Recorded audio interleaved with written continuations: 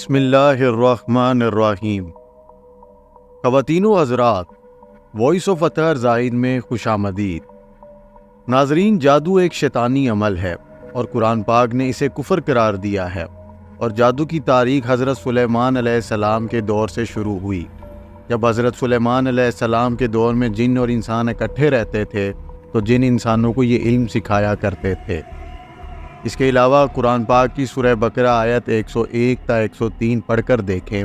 رب کائنات جادو کی اس تاریخ کے بارے میں کچھ یوں ارشاد فرماتے ہیں: اہل کتاب میں سے ایک گروہ نے کتاب اللہ کو اس طرح پس پشت ڈالا گویا وہ کچھ جانتے ہی نہیں، اور لگے ان چیزوں کی پیروی کرنے، یعنی جادو کی، جو شیاطین سلیمان کی سلطنت کا نام لے کر پیش کیا کرتے تھے۔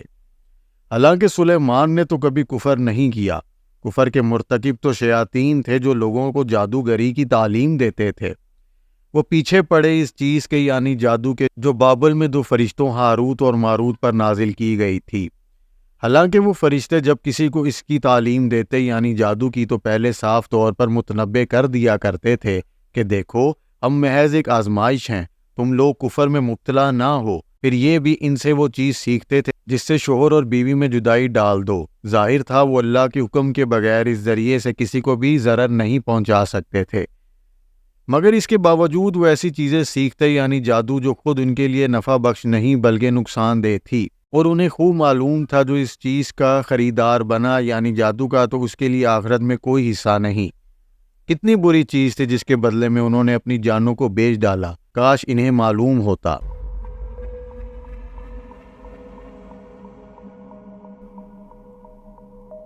خواتین و حضرات، ان آیات کا عام الفاظ میں مفہوم یہ ہے کہ انسانوں کی آزمائش کے لیے اللہ نے دو فرشتے ہاروت اور ماروت شہر بابل میں انسانوں کی شکل میں بھیجے۔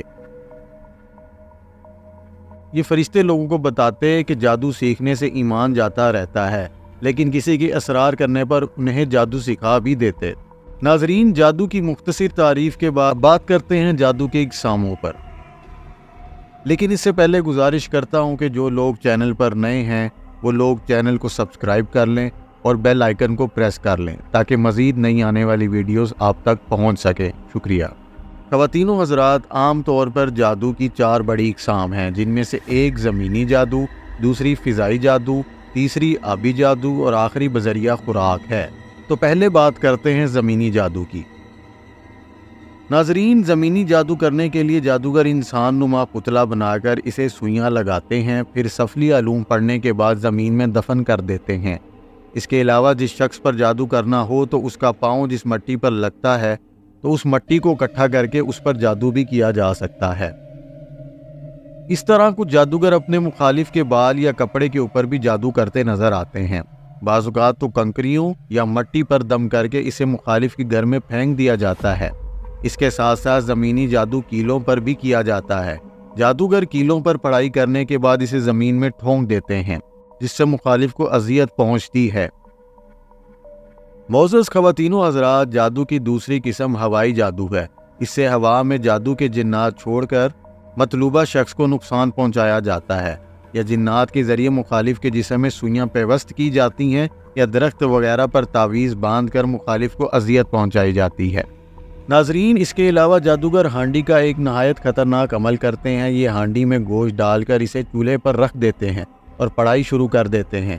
جادو کے جنات اسے اٹھا کر مطلوبہ جگہ پر گرا آتے ہیں، جس سے بہت نقصان ہوتا ہے۔ اسی طرح جادوگر حضرات کالا مرغا، کالا بکرا، کتا، سور، گائے وغیرہ کی ہڈی پر سفلی علوم پڑھنے کے بعد یا تو ہڈی کو گھر میں پھینک دیتے ہیں یا زمین میں بالخصوص قبرستان یا کسی سنسان جگہ پر دفن کر دیتے ہیں۔ خواتین و حضرات، جادو کی تیسری قسم آبی جادو ہے، جس میں مچھلی کے پیٹ کو صاف کر کے اس میں کچھ چیزیں بھر کر جادو کرنے کے بعد اسے سمندر یا دریا وغیرہ میں ڈال دیا جاتا ہے، اور پھر بعض جادوگر تالے پر جادو کر کے اسے دریا یا سمندر وغیرہ میں پھینک دیتے ہیں۔ اسی طرح کچھ اور چیزیں جیسے کالے مسور، ہڈی وغیرہ پر جادو کر کے اسے پانی میں ڈال دیا جاتا ہے اور مخالف کو نقصان پہنچایا جاتا ہے۔ ناظرین، جادو کی ایک قسم بذریعہ خوراک ہے، جو برفی، گڑ، چینی یا کسی بھی میٹھی چیز پر دم کر کے مطلوبہ شخص کو کھلائی جاتی ہے۔ یہ عمل گوشت، سبزی پر بھی کیا جاتا ہے اور مخالف کو کھلا کر مطلوبہ نتائج حاصل کیے جاتے ہیں۔ معزز خواتین و حضرات، اس میں کوئی شک نہیں کہ جادو اپنا اثر رکھتا ہے۔ جب ہمارے نبی حضرت محمد صلی اللہ علیہ وآلہ وسلم پر جادو کی کوشش کی گئی تو اللہ تعالیٰ نے فوراً اس شر سے بچنے کے لیے 2 صورتیں نازل فرمائیں۔ آپ صلی اللہ علیہ وآلہ وسلم نے ارشاد فرمایا کہ ہمیں عرش کے نیچے سے 2 چمکدار صورتیں عطا ہوئیں جو کہ سورہ ناس اور سورہ فلق ہیں۔ ناظرین، قرآن کی یہ 2 چھوٹی سی صورتیں ہر قسم کے جادو کا توڑ ہیں۔ ان 2 صورتوں کے ہوتے ہوئے ہمیں کسی بھی قسم کے جادو کی پرواہ نہیں کرنی چاہیے۔ تو خواتین و حضرات، جو اللہ کو یا اللہ کی یاد کو ترک کرے گا تو اس کے دل سے اطمینان چلا جائے گا۔ جب دل کا اطمینان چلا جائے گا تو دل پر جادو کا جو یقین ہے وہ زبردست غالب آئے گا، اور جب ایسا ہوگا تو سمجھ لیں کہ ہم شیطان کی حکومت میں چلے گئے۔ اسی لیے اللہ تعالیٰ پر بھروسہ رکھیں تاکہ اللہ تعالیٰ آپ کو ان تمام تر چیزوں سے محفوظ رکھے۔ شکریہ۔